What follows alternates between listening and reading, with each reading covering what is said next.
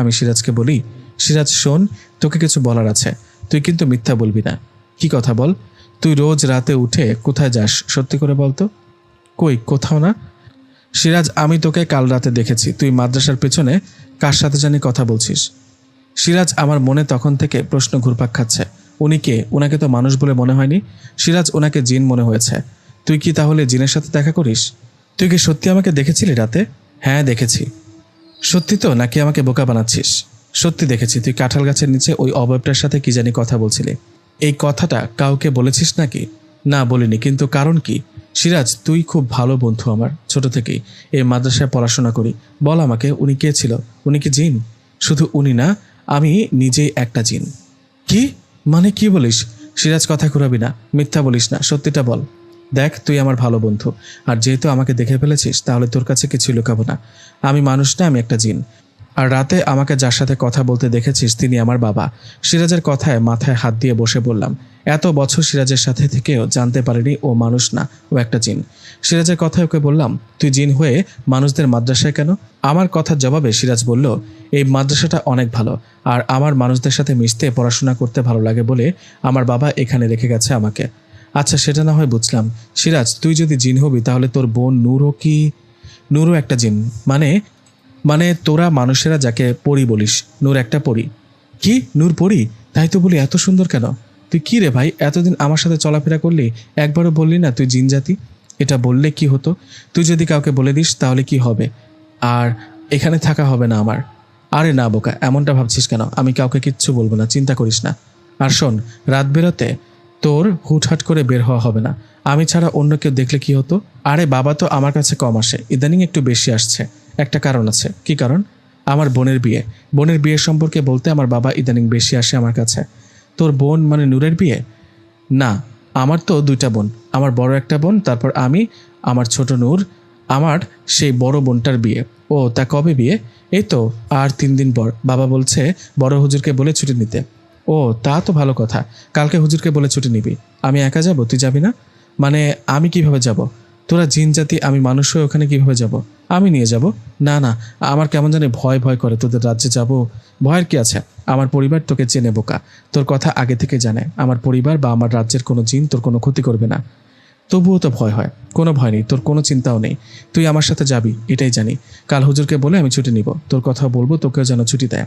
কথাটা বলে সিরাজ ও আমি মাদ্রাসায় চলে গেলাম। কথা মতো পরের দিন ক্লাস শেষে সিরাজ বড় হুজুরকে বলে ছুটি নিলেন। আমার কথা বলে আমাকেও ছুটি নিয়ে দিলেন।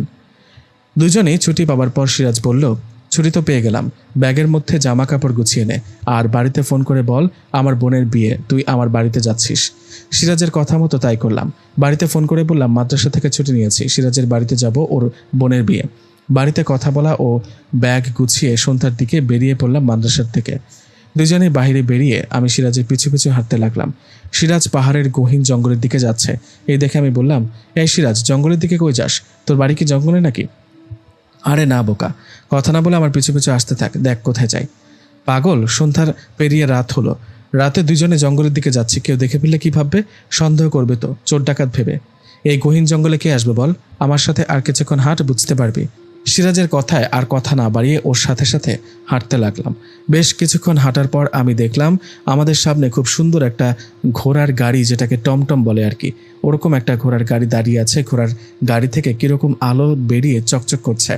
জঙ্গলের মধ্যে ঘোড়ার গাড়ি দেখে সিরাজকে বললাম, এই সিরাজ দেখ, জঙ্গলের মধ্যে ঘোড়ার গাড়ি আসলো কোথা থেকে? ভয় পাস না, ওটা আমাদের নিতেই এখানে দাঁড়িয়ে আছে। কি, জিন রাজ্যে যাবো ঘোড়ার গাড়িতে নাকি? হ্যাঁ, কথা না বলে আয়, ঘোড়ার গাড়িতে উঠে বস। কথাটা বলে সিরাজ সেই গাড়িতে উঠে বসলো।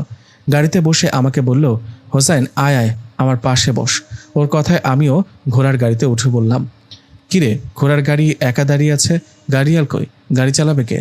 সিরাজ বলল, কেউ চালাবে না। তুই ঘোড়া রূপে যাদের দেখেছিস এগুলো সাধারণ ঘোড়া না, এগুলো জিন। কি, জিন? হ্যাঁ, সব কিছুতে এরকম ভয় কেন পাস বলতো? শোন হোসেন, এখন ঘোড়ার গাড়িটা চলতে থাকবে। গাড়িতে চলন্ত অবস্থায় তোর চোখের সামনে সব কিছু চেঞ্জ হতে থাকবে। এতে তুই ভয় পাবি না জানি। বেশিক্ষণ লাগবে না, তাড়াতাড়ি আমাদের রাজ্যে পৌঁছে যাব। সিরাজের কথায় আমি ওর হাতটা ধরে বসে রইলাম। এদিকে সিরাজ আদেশ করায় ঘোড়ার গাড়ি চলতে লাগলো। ঘোড়ার গাড়ি চলার সময় আমি খেয়াল করলাম সিরাজের কথা মতো আমার চোখের সামনে সব দৃশ্য কেমন চেঞ্জ হতে লাগলো। এভাবে বেশ কিছুক্ষণ পর ঘোড়ার গাড়ি একটা জায়গায় এসে দাঁড়ালো, আর আমি তখন আশেপাশে তাকিয়ে অবাক হয়ে বসে রইলাম। আমার এই অবস্থা দেখে সিরাজ বলল, কিরে নাম, আমাদের জিনরাজ্যে চলে আসছি তো। আমার বোনের বিয়ে দেখ কেমন সাজানো হয়েছে। সিরাজের কথায় ঘোড়ার গাড়ি থেকে নেমে হা হয়ে দাঁড়িয়ে রইলাম, কারণ সবকিছু রূপকথার মতো লাগছিল। এত সুন্দর জায়গা আগে কখনো দেখিনি।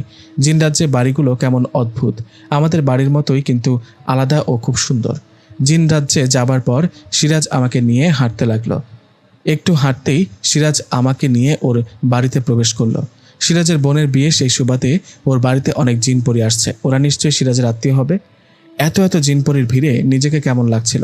আমি সিরাজের বাড়িতে যাবার পর ওর মা বাবা আমাকে অবাক করে বলল, তোমরা আসছো? বাবা হোসেন কেমন আছো বাবা? ওদের মুখে কথাটা শুনে অবাক হয়ে বললাম, আপনারা আমাকে চেনেন?